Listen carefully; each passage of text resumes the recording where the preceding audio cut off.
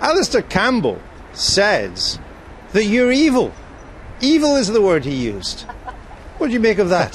Well, I don't know. I just bumped into Alistair Campbell downstairs and we had a little chat, talked about his football team Burnley, not doing as well as my football team Tottenham, but I have no idea if he said anything like that. No, he did. He said it on Sky News. He wouldn't say it to me because he knows how much I would defend you. But well, I don't. Look, you know me. I don't bother with this sort of nonsense. I mean, what people here want to talk about is jobs. They want to talk about living standards, the National Health Service, the minimum wage. They really are not interested in books by Damien or Alistair Campbell or anybody else, which incidentally is why I never wrote a book. No, I've got bad news for you, though. I'm interested, so I'm going to keep on with the questions. I know. Well, I know you are. Did you? I noticed Kevin Maguire said, will Damien McBride get a welcome here in Brighton? Well, most of the delegates here won't recognise Damien McBride. They don't know who he is. This is just stuff for the media. I went in the press room when I arrived, and the only thing that the media were talking about was Damien McBride. I then went into the conference area and talked to delegates and a number of old friends, and nobody mentioned Damien McBride. So the people aren't interested. They're interested in jobs, living standards and the National Health Service. Yeah, I think the people you met aren't quite as brave as me. That's why I'm going to ask you the questions about this. Go on, did you know that Damien McBride got up to this sort of thing?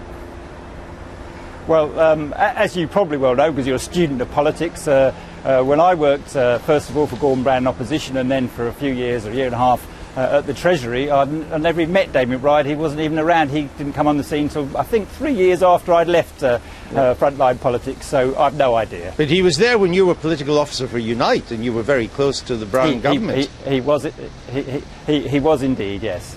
So did you know that he was undermining the political careers of Labour colleagues like John Reid, Charles Clarke, and Ivan Lewis? Dear. Right, well, I'm sure John Reid and Charles Clarke could look after themselves, but really, Andrew, I know you're really interested in this, but if you want to carry on talking about Damien McBride, fair, go back to Alistair Campbell, who's waiting downstairs for you to talk about it. Really, I don't want to talk about it, and neither do delegates. But did you, people think that you were a forerunner for Damien McBride, that you were pretty tough on anybody that got in Gordon Brown's way. Isn't that true? No, I mean, no, I don't think it.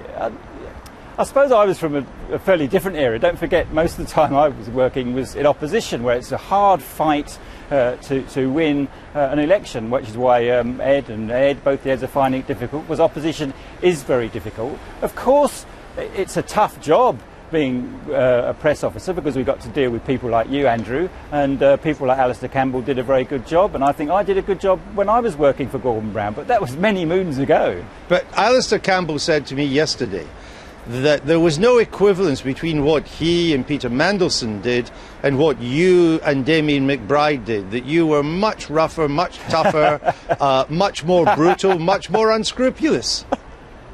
Evil. Oh dear, I wish. Really? Oh dear. Well, did he really say that? Yes, he did. I'll have to have a word with him afterwards. Well, only after I've had a word with him. I mean, there's reports that you were copied in on briefing emails that were sent out by Mr. McBride in 2009. So you must have known what was going on. Well, look.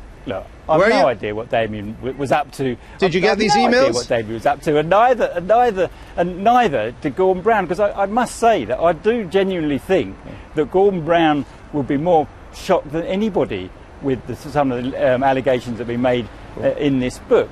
But really? I do genuinely. Yeah, you don't really think but this man was obsessive for detail. You knew that. He read the papers avidly. He always wanted to know where every story came from. And you're telling me that he just saw these things, oh, Charles Clarke's in a briefing war. Well, no idea where that came from. Yeah, but look, come on.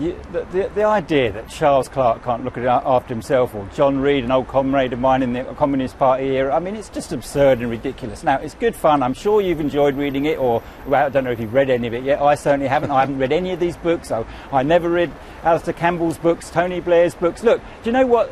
When I worked in government, I felt that what was happening there was private. If I had a badge on me that said, when I leave in a few years' time, I'm going to write about everything everybody said, then, fair enough, but I didn't, and I think it's dishonest. I don't like these books. I didn't like any of the books. I certainly don't like Damien McBride's book. Did you not like Alistair Campbell's diaries?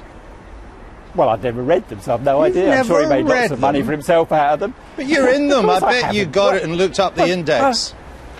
No, why would I possibly be interested in that? If I'm interested in politics, I'm interested in real politics. And real politics is about what's happening in this country today, it's about people's living standards Okay. falling, the National Health Service, here in Brighton, food banks, and it's about getting a Labour government and getting rid of the Tories. All right, we got that. We've got our message. Charlie Thank you. Whelan, thanks for joining us.